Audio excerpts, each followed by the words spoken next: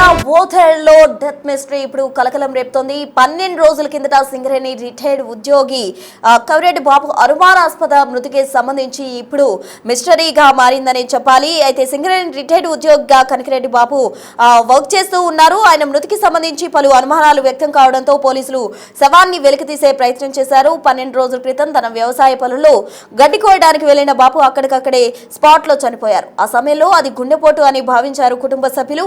ఎలాంటి అనుమానం లేకుండా అంత్యక్రియలు పూర్తి చేసి మృతదేహం పూడ్చిపెట్టారు. అయితే బాబు మరణించిన తీరుకు సంబంధించి కుటుంబ సభ్యులు రోజు రోజుకు అనుమానాలు పెరిగాయి. దీంతో బాబు భార్య రాజమల్లమ్మ బుధవారం పోలీసులకు ఫిర్యాదు చేశారు. తన భర్త గుండెపోటుతో మృతి చెందలేదని, దీనిపై పూర్తి స్థాయి దర్యాప్తు జరపాలంటూ కూడా ఆమె పోలీసులకు విజ్ఞప్తి చేశారు. తన భర్త గుండెపోటుతో మృతి చెందలేదని చెప్పడంతో రంగంలోకి దిగిన పోలీసు అధికారులు అలాగే రెవెన్యూ అధికారులు డాక్టర్ సమక్షంలో ఏదైతే బాడీ పూడ్చిపెట్టారో దాన్ని బయటకు తీసి వైద్య బృందం ఘటనా స్థలంలోనే పంచనామా అంటే శవ పరీక్ష నిర్వహించి కీలక నమూనాలు అయితే సేకరించారు. బాబు మృతికి గల కారణాలకు సంబంధించి అవన్నీ కూడా శాస్త్రీయంగా నిర్ధారించేందుకు అయితే ఫారెన్సిక్ ల్యాబ్ కు ఆనవాళ్ళన్ని నమూనాలన్నీ కూడా పంపించిన పరిస్థితి. అసలు అది గుండెపోట లేక మరేదైనా కుట్ర జరిగిందా అనే కోణంలో నిజాలు బయట పెట్టేందుకు పోలీసు అధికారులు మొత్తంగా కూడా పనులు చేస్తూ ఉన్నారు. అసలు ఒకసారి దీనికి సంబంధించి ఏం జరిగిందో చూద్దాం.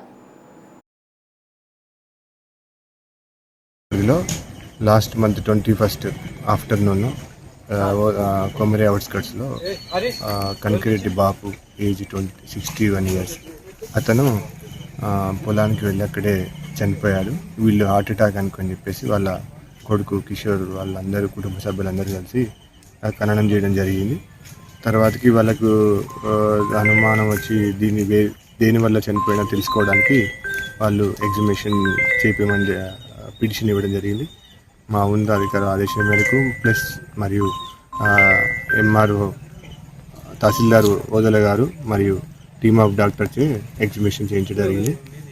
ఫర్దర్గా దర్యాప్తు చేసి కాన్సెప్ట్ తెలుసుకోండి.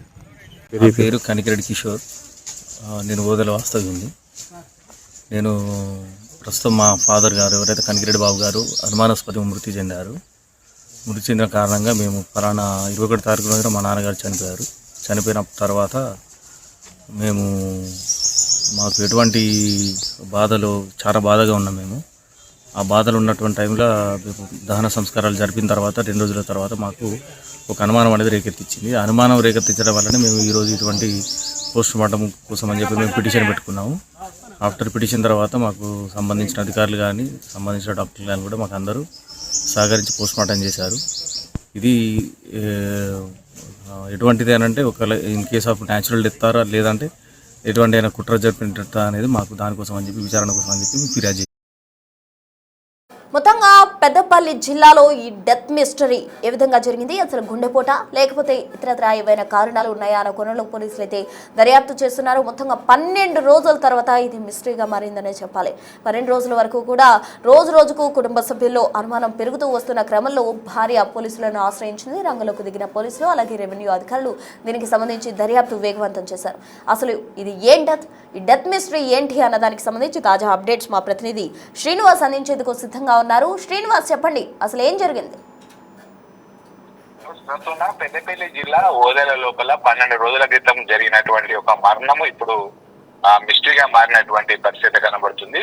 సింగరేణి రిటైర్డ్ ఉద్యోగి రెడ్డి బాబు మృతి పైన అనుమానాలు వ్యక్తి కావడంతో అయితే ఇటు పోలీసులకు కుటుంబ సభ్యులు ఫిర్యాదు చేసినటువంటి నేపథ్యం లోపల పూడ్చిపెట్టినటువంటి శవాన్ని వెలుగు తీసి 12 రోజుల తర్వాత మళ్ళీ రీపోస్ట్ మార్టం చేసినటువంటి పరిస్థితి కనబడుతుంది. అయితే ఆ సమయం లోపల గుండెపోటు రావడం వల్లనే బాబు మృతి చెందాడని చెప్పి చాలా మంది కూడా భావించడం కూడా జరిగింది.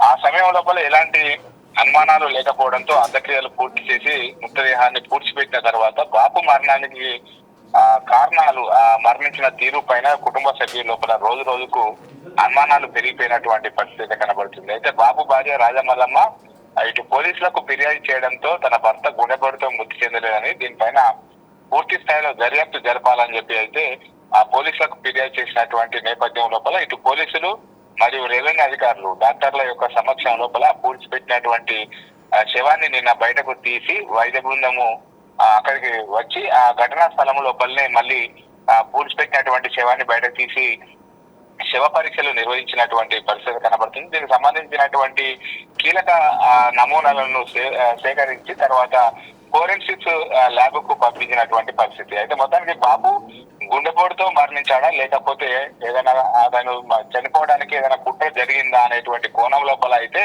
ఆ ఫోరెన్సిక్స్ రిపోర్ట్ వచ్చిన తర్వాతనే అసలు నిజాలు బయట పెడతాయని చెప్పి చెప్పినటువంటి పరిస్థితి కనబడుతుంది. అయితే ఆ మృతి చెందిన బాబు తన మనవడు కలలోకి వచ్చి తాను గుండెపోటుతో మృతి చెందలేదు, కరెంటు షాక్ తో చనిపోయానని చెప్పి అతని యొక్క మనవని కలలో వచ్చి చెప్పడంతోనే ఆ కుటుంబ సభ్యులకు ఈ అనుమానాలు రేకెత్తినటువంటి పరిస్థితి. కలలోకి వచ్చి తన తాత తాను గుండెపోటుతో చనిపోలేదు, కరెంట్ షాక్ తో చనిపోయినా అని చెప్పి ఆ మనవడు చెప్పడంతోనే ఇదే విషయాన్ని ఇటు తన అమ్మకు చెప్పడంతో విషయము మొత్తం కుటుంబ సభ్యుల లోపల కూడా ఇప్పుడు మొత్తం అనుమానాలు రేకెత్తినటువంటి పరిస్థితి. మరి నిజంగా బాబు కరెంట్ షాక్ తో మృతి చెందాడా లేకపోతే గుండెపోటుతో మృతి చెందాడా అనేటువంటి కోణం లోపల ఇప్పుడు అనుమానాలు రేకెత్తినటువంటి నేపథ్యం లోపల ఇటు పోలీసు అధికారులు, రెవెన్యూ అధికారులు అక్కడికి రావడం జరిగింది. పూడ్చిపెట్టినటువంటి శవాన్ని బయటకు తీసి మొత్తం అన్ని నమూనాలు సేకరించి ఫోరెన్సిక్స్ రిపోర్ట్ కి అయితే పంపడం జరిగింది. మరి ఫోరెన్సిక్స్ రిపోర్ట్ లోపల ఏం సమాచారం వస్తాయి అనేటువంటి అయితే ఇప్పుడు నిజంగా మిస్టరీగా మారినటువంటి పరిస్థితి. మొత్తానికి అయితే బాబు యొక్క మృతి ఇప్పుడు మిస్టరీగా మారినటువంటి పరిస్థితి. ఎందుకంటే అందరూ కూడా గుండెపోటు అని భావించారు. అతన్ని ఆ గుండెపోటుతోనే సహజంగానే మరణించాడని చెప్పి పూడ్చిపెట్టిన తర్వాత వారం రోజుల తర్వాత కళలోకి వచ్చి చెప్పాడని చెప్పి అనుమానాలు రేకెత్తడంతో అయితే ఇప్పుడు బయటకు తీసి శవ పరీక్ష చేసినటువంటి పరిస్థితి కనబడుతుంది. మొత్తానికైతే ఈ సంఘటన పెద్దపల్లి జిల్లా లోపలనే చర్చనీయాంశంగా మారినటువంటి పరిస్థితి కనబడుతుంది. శ్రీనివాస్, అంటే మొత్తంగా దీనికి సంబంధించి క్లారిటీ రావాలంటే ఆ ఫోరెన్సిక్ రిపోర్ట్స్ బయటకు రావాల్సి ఉంటుంది, అంతేనా? నిన్న శవాన్ని బయటకు తీసిన తర్వాత పోస్ట్ మార్టం నిర్వహించడం జరిగింది. పోస్ట్ మార్టం నిర్వహించి ఆ శరీరం లోపల ఉన్నటువంటి వారికి ఏవైతే అనుమానాలు రేకెత్తించారో దానికి సంబంధించినటువంటి నమూనాలను సేకరించి ఆ పోస్ట్ మార్టం రిపోర్టును ఇప్పుడు ఫోరెన్సిక్ ల్యాబ్ పంపడంతో ఫోరెన్సిక్ ల్యాబ్ లోపల రిపోర్ట్ లోపల ఏముంటుంది అనేటువంటిది అయితే ఇప్పుడు చర్చనీయాంశమైంది. ఆ ఫోరెన్సిక్ ల్యాబ్ యొక్క రిపోర్ట్ వచ్చిన తర్వాతనే బాబు మరణము సహజ గుండెపోటుతో మరణించాడా లేకపోతే కరెంట్ షాక్ కొట్టి చనిపోయాడా అనేటువంటిది తేలాల్సినటువంటి పరిస్థితి కనబడుతుంది ప్రస్తుతం. Right, thank you Srinivas.